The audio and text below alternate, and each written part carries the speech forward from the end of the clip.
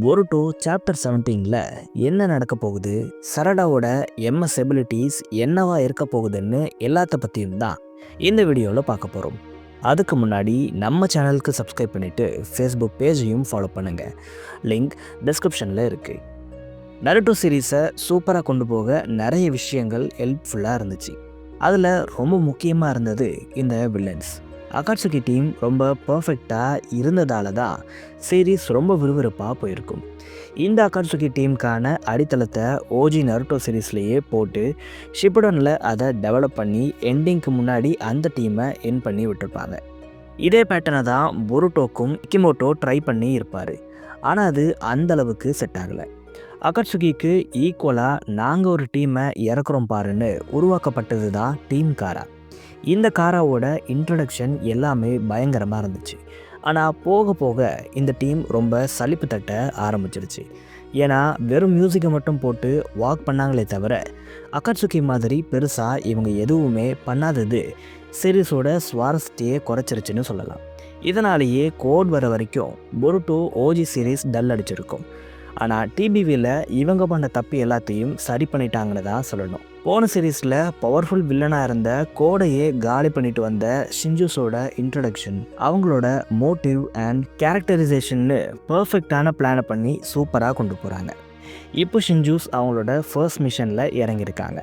அதாவது காராவை டெவலப் பண்ணி அந்த டேட்டாவை கேதர் பண்ணுறது தான் இவங்களோட ஃபர்ஸ்ட் மிஷனாக இருக்குது.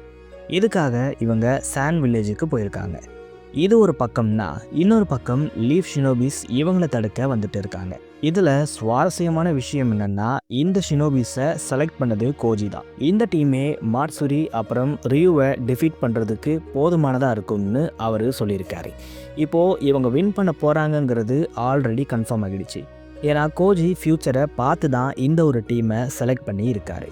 ஆனால் இவங்க எப்படி வின் பண்ண போகிறாங்க, காராக்கு என்ன ஆகும், ரியூக்கு என்ன ஆகும், எந்த மாதிரியான பவர்ஸை இவங்க ஷின்ஜூஸ்க்கு அகெயின்ஸ்டாக யூஸ் பண்ண போகிறாங்கன்னு தான் அடுத்தடுத்து பார்க்க போகிறோம். முதல்ல மிட்சுகி.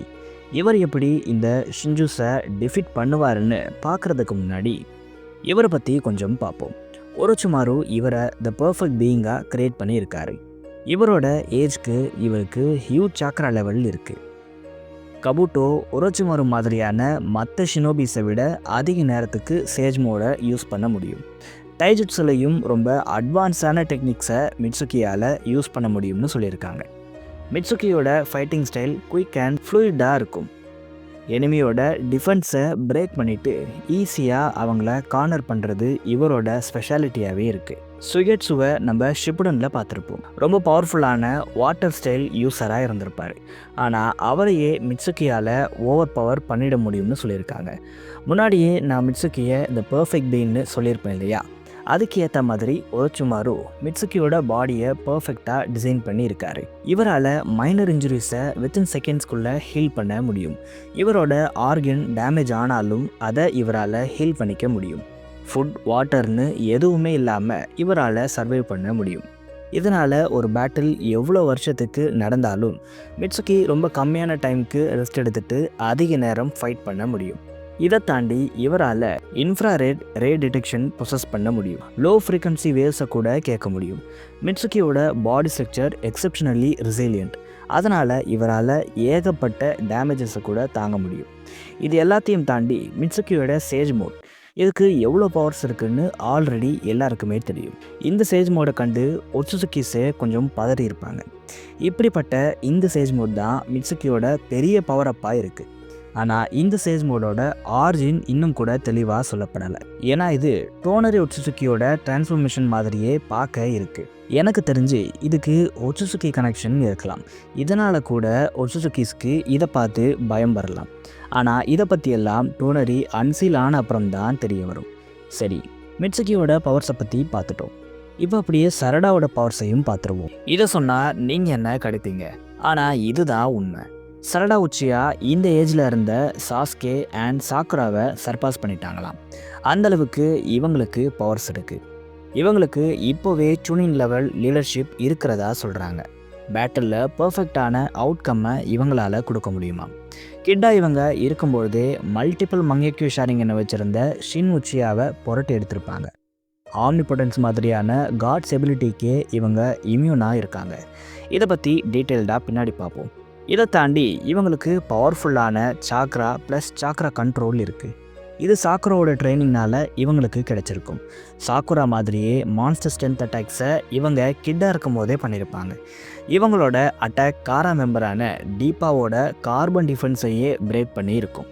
அப்போது எந்தளவுக்கு இவங்க பவர்ஃபுல்லாக இருந்திருக்காங்கன்னு பார்த்துக்கோங்க. பவர் மட்டும் இல்லை, இவங்க ஸ்பீட்லையும் டாப்பாக இருக்காங்க. காரா இன்னரான போரோவையே ரீஜெனரேட் ஆக விடாமல் பொழந்தெடுத்திருப்பாங்க. ஹிடாரியோட ஸ்னீக் அட்டாக்கு ரியாக்ட் பண்ணி கவுண்டர் அட்டாக்கும் பண்ணியிருப்பாங்க. அவ்வளோ ஸ்பீடாகவும் பவர்ஃபுல்லாகவும் தான் சரடா இருக்காங்க. ஆனால் இதெல்லாம் ஒன்றுமே இல்லை. இவங்களோட மங்கிக்கு ஷேரிங்கன் தான் இவங்களோட மிகப்பெரிய பவரப்பாக இருக்குது.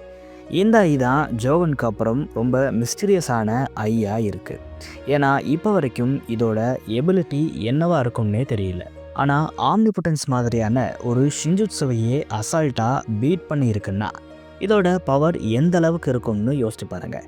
எனக்கு தெரிஞ்சு மாதராவோட எம்எஸ் எபிலிட்டி, ஒபிட்டோவோட எம்எஸ் எபிலிட்டி எல்லாம் கண்டிப்பாக சரடாவோட எம்எஸ் எபிலிட்டி சர்பாஸ் பண்ணும். இது என்ன எபிலிட்டியாக இருக்குங்கிற ஆர்வம் உங்களுக்கும் வந்துருச்சா?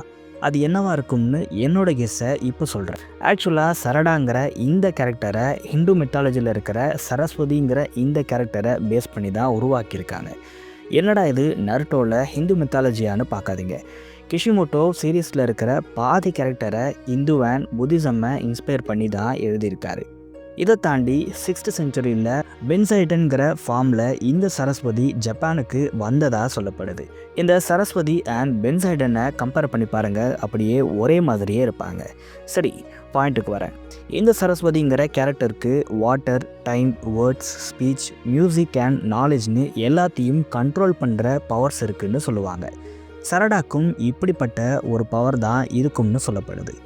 ஆப்டாக இதே மாதிரி இல்லைனாலும் கிராவிட்டி மேனிப்புலேஷன், டைம் மேனிப்புலேஷன், சூக்கியோமி மாதிரி நிறைய எபிலிட்டிஸ் இருக்கலாம்னு சொல்லப்படுது. இப்படி ஆல்ரெடி பொருட்டோ, நருட்டோ, நிஞ்சஸ்டாம் கேம்ஸில் ஒரு கேரக்டருக்கு இருக்குது.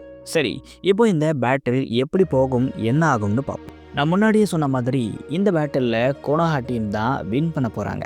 ஏன்னா கோஜி ஆல்ரெடி ஃப்யூச்சரை பார்த்துட்டாரு.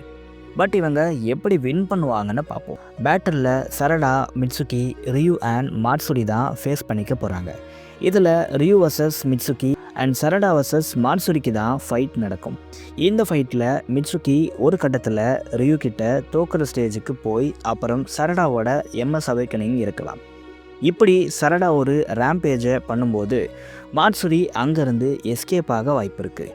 அதே மாதிரி ரியூவோட டெத் இந்த சாப்டரில் மேக்ஸிமம் இருக்கும். ஏன்னா காரா ஆல்ரெடி அங்கே இறந்துட்டு இருக்கார்.